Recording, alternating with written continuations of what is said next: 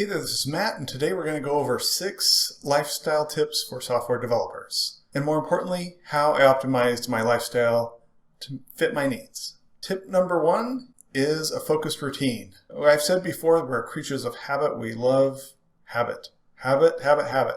If you want to change your life, change your habits. It's really as simple as that, but it's not always easy. So everyone's different. You got to find out what works for you. For me, I get up early and I go to bed early. And that works. That works for me. Sometimes I use an alarm, sometimes I don't, and I usually wake up fairly early. I'm never going to miss a meeting. Let me put it that way. Not everyone is like that. Some people are night owls. If you're a night owl, stay up late. I know guys that I've worked with that have stayed up till 3 in the morning working, and that works for them. The good thing about either staying up late or getting up early is there are fewer distractions. You don't have people coming over to your desk. You don't have people hitting you up on Teams or Slack or something like that. You can just be heads down, focused on work, and crank out the code. The next thing in the routine is time management. So when I get up, when I prepare for my day, I go through a paper-based calendar and I look at all my meetings I have and I mark those in pen. Then I go back in pencil and I pencil in the things I want to accomplish. I block off the time for meetings, and the rest of the time I block off for certain activities. I also take a lot of breaks. Sometimes the break is just going and filling my water bottle. Super quick break, gets me up, gets a few steps in, and it gets me back, and I can refocus my energy and focus on what's important at my desk. Also, when I receive a meeting request, I really take a look at the meeting, take a look at who's involved, take a look at the subject and the agenda, and determine, is that a meeting I absolutely need to be in?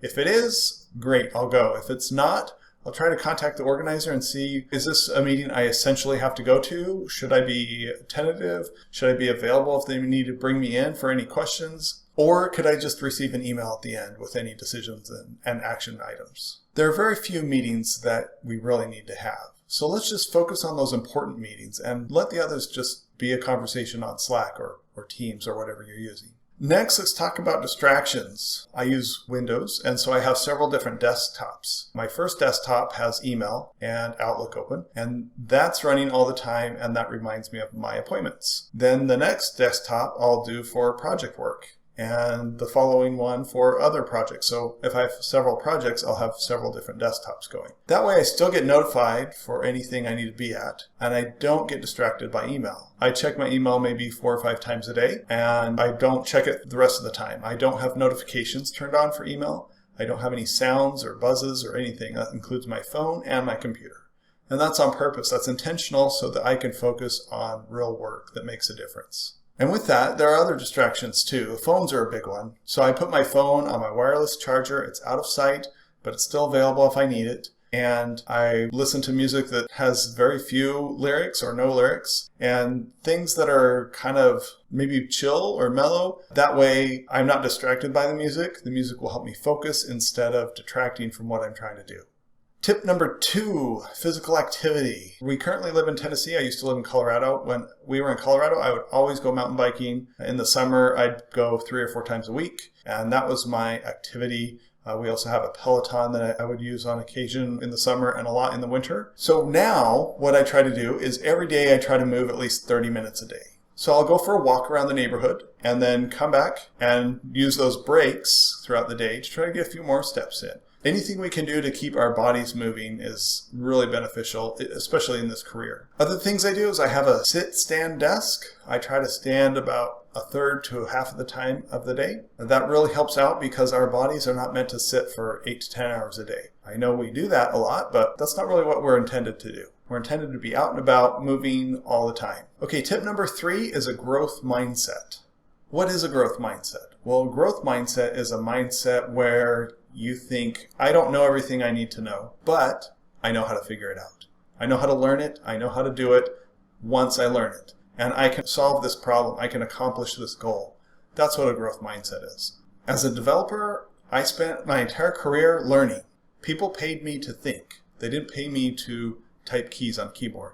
They paid me to think. They paid me to solve problems. So the saying goes that the same thinking that got us into a problem is not the same thinking that will get us out of the problem. So that's the growth mindset at play.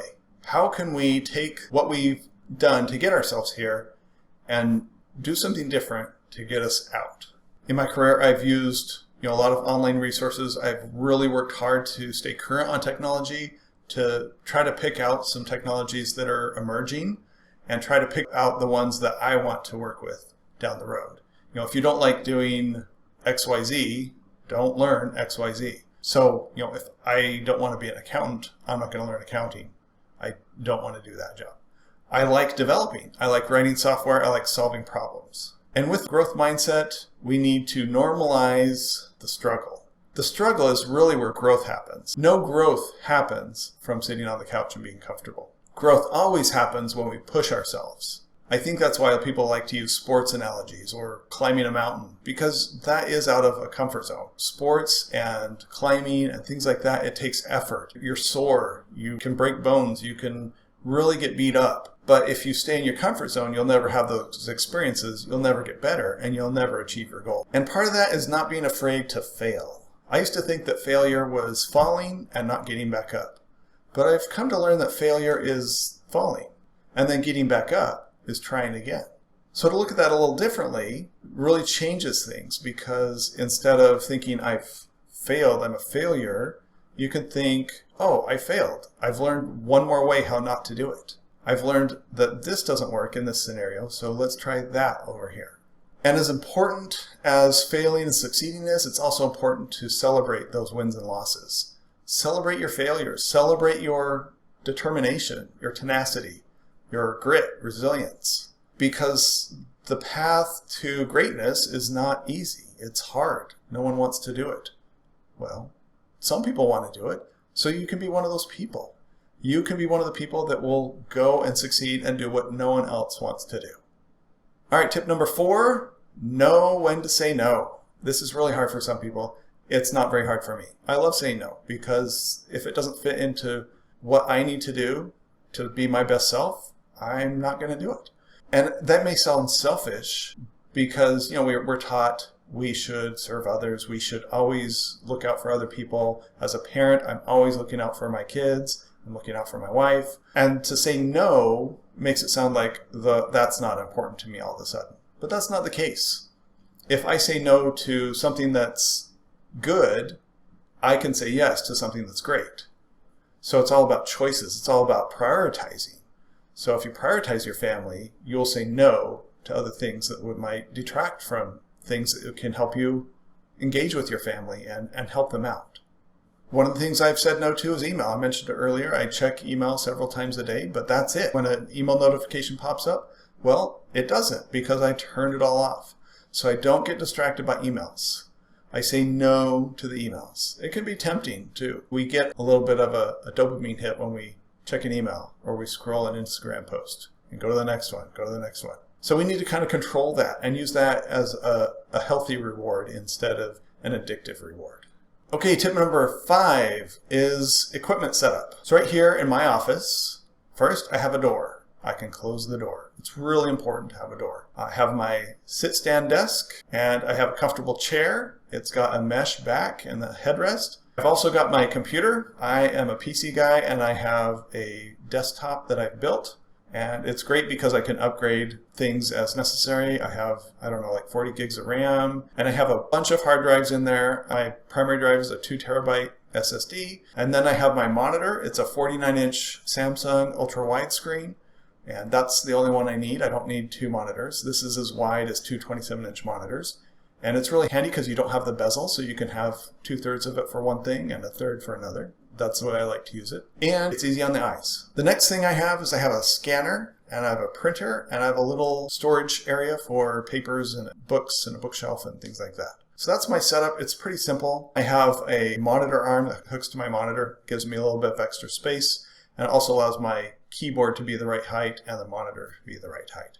Ergonomics are super important. It's really easy to get carpal tunnel if you're not careful. I use an ergonomic keyboard, and maybe we'll do a video on an office tour and we can take a look at everything. But equipment is essential. If I have a low quality monitor and I have eye strain all the time, I'm going to be miserable. I'm going to have headaches and things like that. If I have a chair that does the same thing, you'll get headaches. Your neck will be tight. Your neck will be tight enough just by being at a computer. So we don't want to exacerbate the problem. We don't want to make it worse. We want to try to reduce the type of strain that we put on our bodies, because what we do is really not what our bodies are meant to do. It's really important to do some research on ergonomics and make sure that everything's the right height and the right levels, and then you can really focus on your work. All right, last tip, tip number 6, prioritize work-life balance. Work-life balance is an interesting concept, especially now that a lot of people are working from home. It's really easy to get sucked into work when you should be present with your family, or vice versa, right? When you're supposed to be working and you're distracted by family instead. I always had an open door policy for our kids, and I have one son who used to always come in and say, hey, can you play catch with me or whatever? I would always say yes, unless I had a meeting.